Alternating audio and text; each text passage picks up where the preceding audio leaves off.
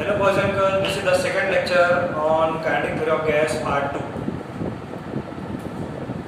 We are going to discuss about pressure acting on a wall of container. See the figure, we are having the cubical container of length L. So length L, area of one face square हो जाएगा ना, क्या आ जाएगा L square and the volume is L cube.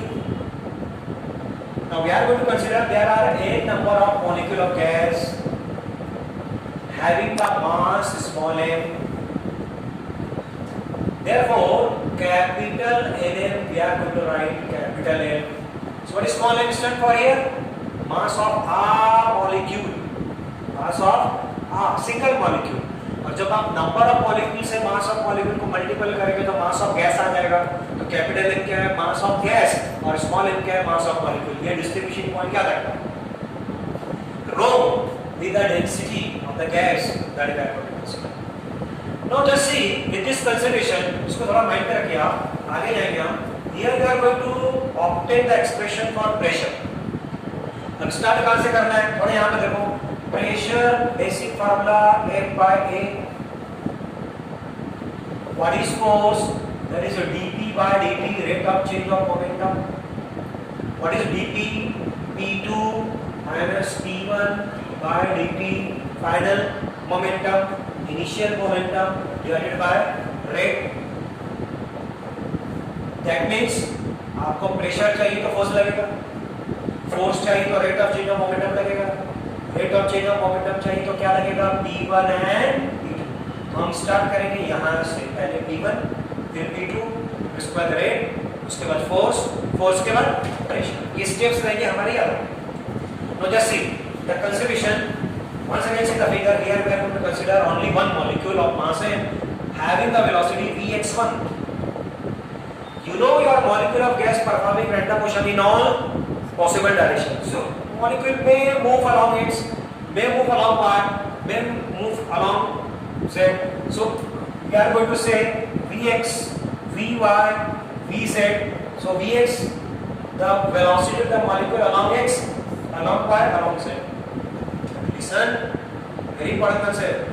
According to assumption of kinetic theory of gas, if you are going to consider one molecule, so with what velocity your molecule is moving horizontally, with the same velocity you move along z-axis and with same velocity you move along y-axis. Problem y के लिए, क्योंकि y में वो opposite to gravity है, but उसका RMS velocity इतना ज्यादा होता है कि ग्रेविटी का इफेक्ट उस पर आता नहीं. कभी भी याद रखना, बहुत ज्यादा वेलोसिटी अगर कोई बॉडी मूव होती है ना तो उसके ऊपर ग्रेविटी का इफेक्ट नहीं आता है, सीधे निकलेगी. So what? Vx is equal to Vy equal to z. इसी तरह से अगर Vx equal to Vy equal to Vz है तो what the pressure exerted by this molecule on, ये जो प्लेन आपको दिख रही है ये along x perpendicular to x बराबर है. ये परपेंडिकुलर y हुई फ्रंट वाली. तो इसको मैं अगर sx बोलूं तो इसको क्या बोलूंगा? sy. इसको क्या बोलूंगा? SZ. तो आप देखेंगे वही मॉलिक्यूल जो प्रेशर x पे एक्ट करेगा वही प्रेशर y पे एक्ट करेगा, वही प्रेशर z पे एक्ट करेगा. तो हम क्या करने जा रहे हैं? We are going to consider the pressure exerted by the gas molecule on the walls of container. लेकिन उसके लिए पहले पहली वॉल कंसीडर करेगा along x. जो along x है वही along y आएगा, जो along y वही along z आएगा. तो चलो स्टार्ट कर रहा हूं. सी, इसलिए देखो क्या लिया मैंने Vx1. अगर यही केस मैं y के लिए लूं तो Vy1, z के लिए Vz1. अच्छा, ऐसे कितने मॉलिक्यूल है? n molecule. अब वेलोसिटी बताओ कैसे लेगा? Vx1, Vx2, Vx3, Vxn तक जाएगा. So just here initial momentum P1 equal to m. Yes, Vx1 mass into velocity क्या होता है? मोमेंटम होता है. अब ये मॉलिक्यूल गया, कोलाइड हुआ.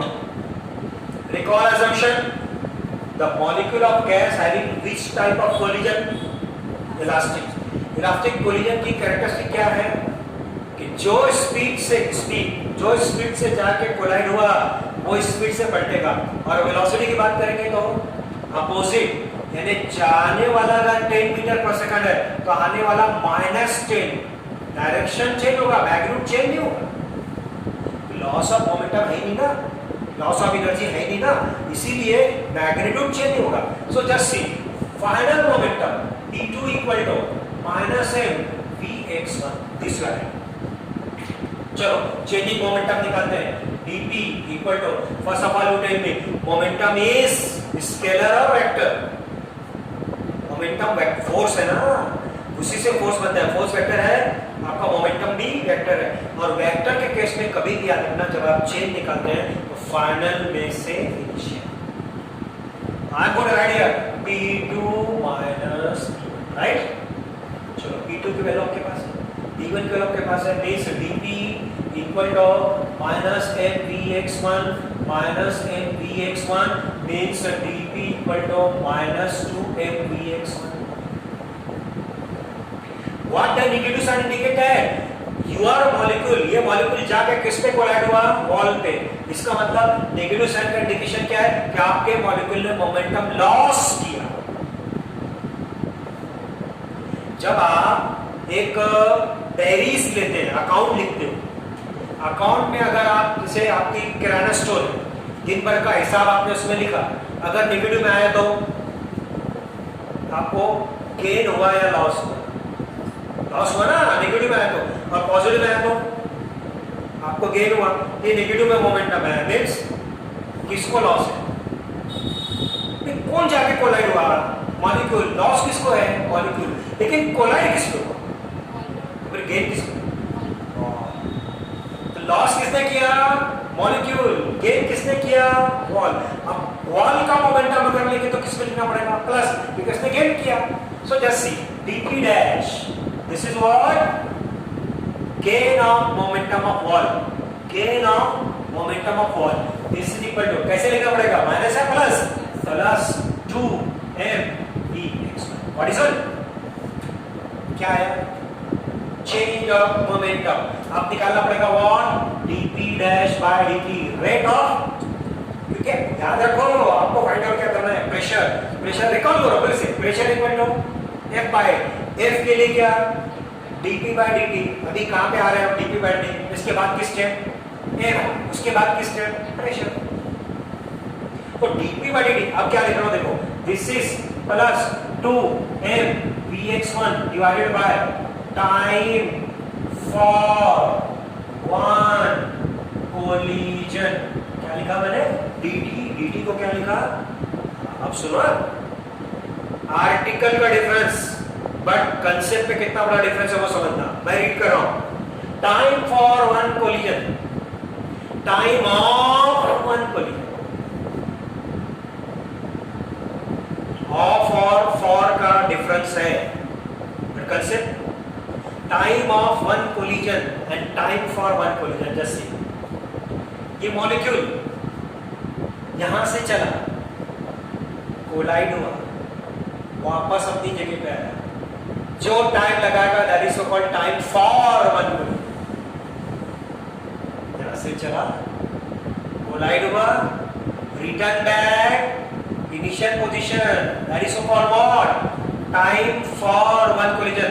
और जितनी देर के लिए वो यहां पे स्टिक है, वॉल से स्टिक है, that is called time of collision. कौन सा टाइम बड़ा रहेगा? Naturally time of collision is very very small as compare to time for one. अब टाइम फॉर वन कोलिजन कैसे लिखेंगे? चलो ओके, इसका वेलोसिटी आपको पता है vx1। चलो वेलोसिटी वर्ड नीचे डाल रहा हूं, स्पीड, स्पीड, इसका स्पीड कितना है? vx1। जाने के लिए स्पीड vx1, आने के लिए स्पीड सेम और डिफरेंट। कोलिजन इज इलास्टिक, जाने वाला स्पीड और आने वाला स्पीड कैसा रहेगा? सेम। एवरेज निकालो, vx1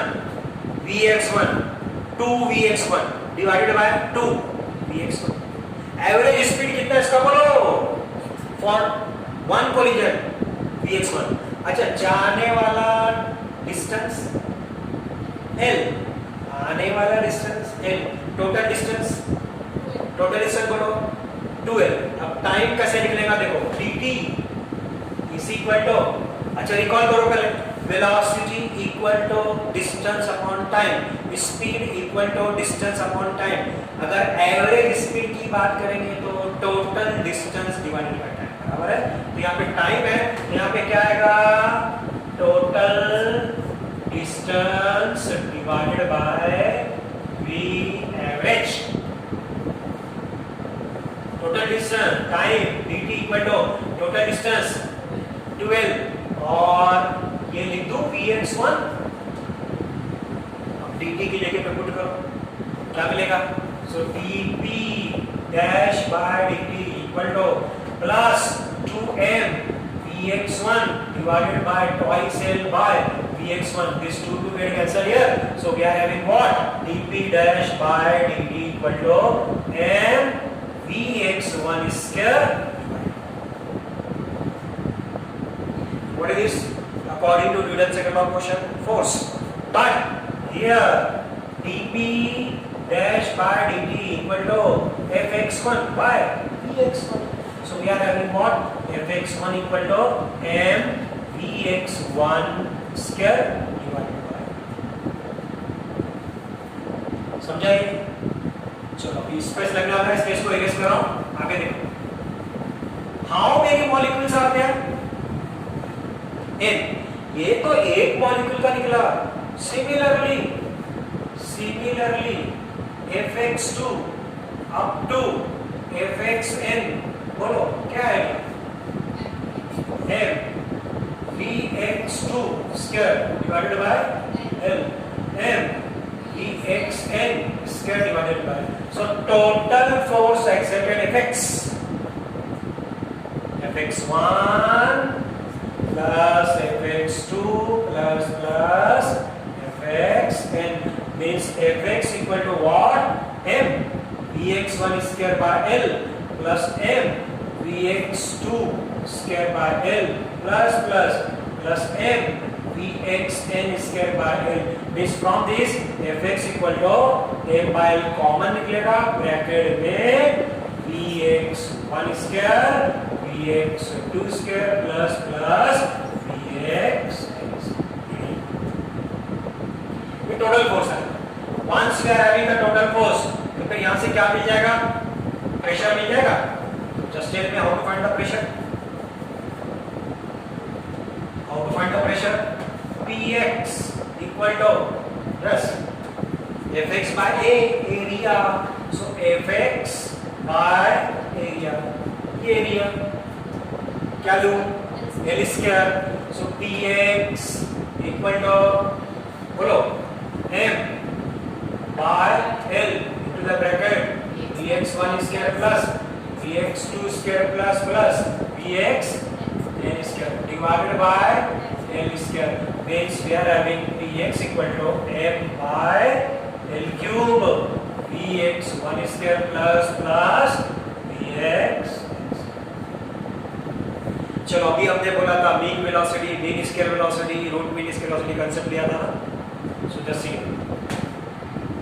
vx square mean square velocity along x is equal to, कैसे, vx1 square plus vx2 square plus vxn square divided by n लूं या n square, इसको डाल लो, n vx square equal to vx1 square plus vxn square, इस इसके placement में क्या डाल सकते हैं, put up here, so px equal to mn vx square divided by l cube, got this one, okay, now see further, तो ये तो आया प्रेशर एक्सर्टेड along x, टेल में along y, along y, तो ये सिमिलरली करके py equal to mn vy square by l cube, pz equal to mn vz square by l cube, बराबर है। अब देखो यहाँ क्या लिखने जा रहा हूं, Vx square plus Vy square plus Vz square is equal to V square, और इसको लेंगे बाहर, इसको लेंगे बाहर, but Vx square is equal to Vy square is equal to Vz square, मैंने अभी बोला along x along z कैसे रहेगा, सही रहेगा। अब अगर मैं Vy को Vx की जगह पे रखता हूँ, Vz को Vx की जगह पे रखता हूँ, क्या मिलेगा, क्या मिलेगा? Therefore Vx square plus Vx square plus Vx square is equal to V bar square, इसलिए क्या हो गया ये 3Vx square is equal to V bar square, means Vx square equal to 1 by 3। तो ये Vx square की जगह पे क्या डाल सकता हूँ? अब डिफरेंस क्या देखो, Vx square is what? Mean square velocity along x direction, and what is V bar square? Mean square velocity in all possible direction। हमको एक पर्टिकुलर डायरेक्शन में चाहिए या ऑल पॉसिबल डायरेक्शन में चाहिए, इसको कन्वर्ट करना ही पड़ेगा। Got is one. So Vx square अगर यहां से जाते हो आप तो सिर्फ सिंगल डायरेक्शन की बात रहेगी, और अगर यहां से जाते हो ऑल पॉसिबल, ये Vx स्क्वायर मिलेगा वो पुट करो। So what you are having turning, so you are having yes Px is equal to mn V bar square by 3। It is clear? But you tell me along x, along y, along z, pressure exerted by the gas molecule will be same or different? So, but what I have to write? But Px equal to Py equal to Pz equal to P। Therefore, P equal to बोलो n V bar square by, this is nothing but the expression for pressure exerted on wall of container। अभी V bar square को क्या बोला था हमने? Mean square velocity, under root कर दूं तो can I write this is equal to Vrms? Therefore V bar square equal to Vrms square, can I write? इस स्क्वायर को हटाएंगे इसका स्क्वायर हो जाएगा। So instead of V bar square can I write Vrms square? यहाँ पे और यहाँ पे प्रॉब्लम पता है ना क्या है? यहाँ पे यूनिट क्या मिलने वाली, मीटर पर सेकंड। ओके, यहाँ पर आओ and just put up that value। So what we are having, T is equal to yes small mn V Rms square divided by 3। Can I write V by V? L cube को V क्यों लिखते हैं? L cube value है, V stand for, it is clear? Now see further, can I write P equal to capital M V Rms square by 3V? Why capital M? Yes, description में दिखा था small m n equal to capital M। What is small m? Mass of molecule। What is capital M? Mass of gas। Mass of gas by volume density, capital M by V equal to rho। So P equal to 1 by 3 rho V। आपके syllabus में यहाँ पे and हो गया, आपके syllabus में pressure यहाँ पे एंड हो गया, बट ये दो फॉर्म भी याद रखो, प्रॉब्लम में काम में। Which one? This one also and this one also, ये आपको प्रॉब्लम में काम है। This is in terms of mass of gas, this is in terms of density. Got this point? How we are getting the pressure exerted on the wall of container?